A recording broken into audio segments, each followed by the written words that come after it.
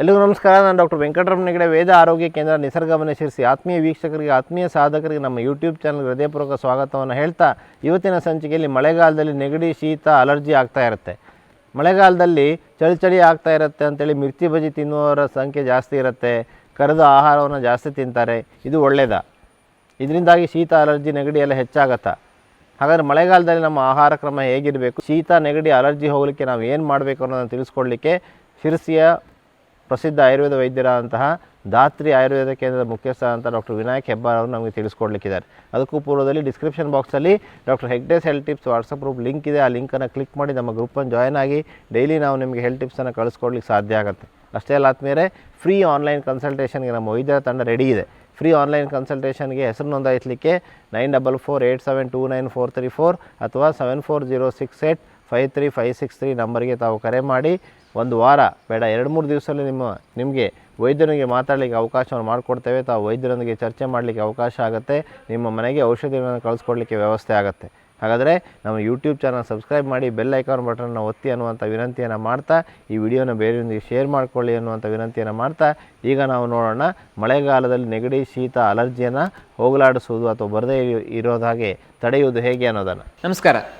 ಮಳೆಗಾಲ ಬಂತು ಅಂದರೆ ಬಹುತೇಕ ಜನರಿಗೆ ತಲೆಭಾರ, ನೆಗಡಿ, ಅಲರ್ಜಿಯ ಸಮಸ್ಯೆಗಳು, ಸೈನಸೈಟಿಸ್ ಈ ರೀತಿ ಹಲವಾರು ಸಮಸ್ಯೆಗಳನ್ನು ಅನುಭವಿಸ್ತಾರೆ.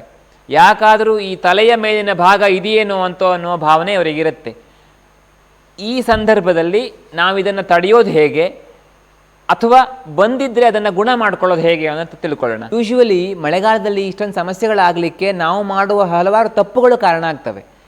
ಮಳೆಗಾಲದಲ್ಲಿ ಮೊದಲೇ ನಮ್ಮ ಜೀರ್ಣಶಕ್ತಿ ಕಡಿಮೆ ಇರುತ್ತೆ. ಅಂಥ ಸಂದರ್ಭದಲ್ಲಿ ಎಣ್ಣೆಯಲ್ಲಿ ಕರೆದ ಐಟಮ್ಸನ್ನು ತಿನ್ನೋದು ಅಥವಾ ಜೀರ್ಣಕ್ಕೆ ಹೆವಿಯಾಗಿರುವಂಥ ಐಟಮ್ಸ್ಗಳನ್ನು ತುಂಬ ತಿನ್ನೋದು ಇದು ದೊಡ್ಡ ತಪ್ಪು. ಇದನ್ನು ಮಾಡಬಾರ್ದು. ಮತ್ತು ಮಳೆಗಾಲದಲ್ಲಿ ಹಗಲು ನಿದ್ದೆಯನ್ನು ಮಾಡಲೇಬಾರದು ಅಂತ ಆಯುರ್ವೇದ ಹೇಳುತ್ತೆ. ಹಗಲು ನಿದ್ದೆ ಅಂದರೆ ಮಧ್ಯಾಹ್ನ ಊಟ ಮಾಡಿ ಮಲಗೋದಷ್ಟೇ ಅಲ್ಲ, ಬೆಳಿಗ್ಗೆ 8-9 ಗಂಟೆವರೆಗೆ ಬೆಚ್ಚಗೆ ಹೊದ್ಕೊಂಡು ಮಲ್ಕೊಂಡು ನಿದ್ದೆ ಮಾಡೋದಿದೆಯಲ್ಲ, ಅದು ಕೂಡ ಹಗಲು ನಿದ್ದೆಯೇ. ಹಾಗಾಗಿ ಈ ಮಳೆಗಾಲದಲ್ಲಿ ನಾವು ಹಗಲು ನಿದ್ದೆಯನ್ನು ಮಾಡಬಾರ್ದು. ಇದರಿಂದಾಗಿ ದೋಷ ಪ್ರಕೋಪ ಆಗಿ ಹಲವಾರು ಸಮಸ್ಯೆಗಳು ಉಂಟಾಗ್ತವೆ. ಎಸ್ಪೆಷಲಿ ಅಲರ್ಜಿ ಸಮಸ್ಯೆ ಉಂಟಾಗ್ತದೆ. ಮತ್ತು ಮಳೆಗಾಲದಲ್ಲಿ ಯಾವುದೇ ಕಾರಣಕ್ಕೂ ಆರ್ಟಿಫಿಷಿಯಲಿ ತಂಪು ಮಾಡಿದಂತಹ, ಅಂದರೆ ಫ್ರಿಜ್ಜಲ್ಲಿಟ್ಟು ತಂಪು ಮಾಡಿದಂಥ ಆಹಾರಗಳನ್ನು ತೆಗೆದುಕೊಳ್ಳಬಾರ್ದು. ಆ ರೀತಿ ಮಾಡೋದ್ರಿಂದನೂ ಈ ಥರ ಸಮಸ್ಯೆಗಳು ಉಂಟಾಗ್ತವೆ.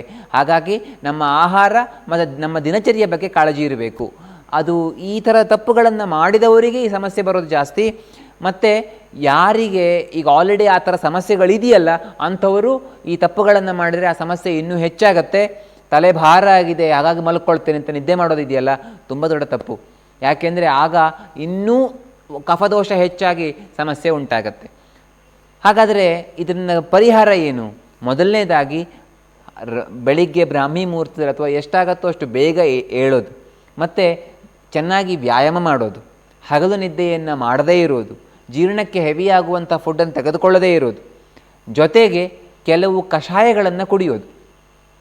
ಸಾಂಬಾರ ಪದಾರ್ಥಗಳು, ಕೊತ್ತಂಬರಿ, ಜೀರಿಗೆ, ಶುಂಠಿ, ಕಾಳುಮೆಣಸು, ಲವಂಗ, ದಾಲ್ಚಿನ್ನಿ, ಅರಿಶಿನ, ಈ ರೀತಿಯ ಸ್ವಲ್ಪ ಮಟ್ಟಿಗೆ ಮೆಂತೆ, ಇವುಗಳನ್ನೆಲ್ಲ ಹಾಕಿದಂತಹ ಕಷಾಯವನ್ನು ದಿವಸಕ್ಕೆ 1-2 ಬಾರಿ ತೆಗೆದುಕೊಳ್ಳೋದು. ಇವುಗಳನ್ನೆಲ್ಲ ಹಾಕಿ ಸ್ವಲ್ಪ ನೀರು ಹಾಕಿ ಚೆನ್ನಾಗಿ ಕುದಿಸಿ ಸೋಸಿಕೊಂಡು ಅದಕ್ಕೆ ಸ್ವಲ್ಪ ಜೋನಿ ಬೆಲ್ಲ ಹಾಕ್ಕೊಂಡು ಕುಡಿದ್ರೆ ತುಂಬ ಅನುಕೂಲ ಆಗುತ್ತೆ. ಈ ರೀತಿ ಕಷಾಯವನ್ನು ಮಾಡಿಕೊಂಡು ಕುಡಿಯೋದು. ಆಮೇಲೆ ಜೇನುತುಪ್ಪವನ್ನು ಹೆಚ್ಚಾಗಿ ಬಳಕೆ ಮಾಡೋದು. ದಿವಸಕ್ಕೆ 2-3 ಚಮಚ ಜೇನುತುಪ್ಪವನ್ನು ಬಳಕೆ ಮಾಡೋದು. ಜೊತೆಗೆ ಸ್ವಲ್ಪ ಏಲಕ್ಕಿ, ಹಿಪ್ಪಲಿ ಪುಡಿ, ಆಮೇಲೆ ಈ ಚಕ್ಕೆ ಪುಡಿ, ಇವುಗಳನ್ನು ಸ್ವಲ್ಪ ಮಿಶ್ರಣ ಮಾಡಿಕೊಂಡು ಅದಕ್ಕೆ ಸ್ವಲ್ಪ ಜೇನುತುಪ್ಪ ಹಾಕ್ಕೊಂಡು ನೆಕ್ಕೋದು. ಈ ರೀತಿ ಮಾಡ್ತಾ ಹೋದರೆ ತುಂಬ ಅನುಕೂಲ ಆಗುತ್ತೆ. ಜೊತೆಗೆ ಈ ಥರ ಸಮಸ್ಯೆ ಇರುವವರಿಗೆ ನಾನು ತುಂಬ ಜನರನ್ನು ನೋಡಿದ್ದೇನೆ, ಯಾವ ದಿನಗಳಲ್ಲಿ ಅವರು ಈ ಸೂರ್ಯ ನಮಸ್ಕಾರ ಅಥವಾ ಪ್ರಾಣಾಯಾಮವನ್ನು ಮಾಡ್ತಾರಲ್ಲ ಆವಾಗೆಲ್ಲ ಆರಾಮಾಗಿರ್ತಾರೆ. ಹಾಗಾಗಿ ಮಳೆಗಾಲ ಸ್ಟಾರ್ಟ್ ಆಯಿತು ಅಂದರೆ ನಾವು ಸರಿಯಾದ ರೀತಿಯ ಯೋಗಾಸನಗಳು, ವಿಶೇಷವಾಗಿ ಸೂರ್ಯ ನಮಸ್ಕಾರ ಮತ್ತು ಪ್ರಾಣಾಯಾಮವನ್ನು ಮಾಡೋದ್ರಿಂದ ನಾವು ಈ ಅಲರ್ಜಿ ಸಮಸ್ಯೆಯಿಂದ ದೂರ ಇರ್ಬೋದು. ನಾನು ಆಲ್ರೆಡಿ ಹೇಳಿದ ತಪ್ಪುಗಳನ್ನು ಮಾಡದೇ ಇರೋದು ಕೂಡ ತುಂಬ ಇಂಪಾರ್ಟೆಂಟ್. ಒಟ್ಟಿನಲ್ಲಿ ನಾವು ಮಳೆಗಾಲದಲ್ಲಿ ಈ ಅಲರ್ಜಿ ಸಮಸ್ಯೆಯನ್ನು ಅಥವಾ ತಲೆಭಾರದ ಸಮಸ್ಯೆಯನ್ನು, ನೆಗಡಿ ಸಮಸ್ಯೆಯಿಂದ ಹೇಗೆ ದೂರ ಇರ್ಬೋದು ಅಂತ ತಿಳ್ಕೊಂಡಿವಿ ಅಂತ ಅಂದ್ಕೊಳ್ತೇನೆ. ಮುಂದಿನ ವಿಡಿಯೋದಲ್ಲಿ ಇನ್ನೊಂದು ವಿಷಯ ಸಿಗೋಣ. ಧನ್ಯವಾದ.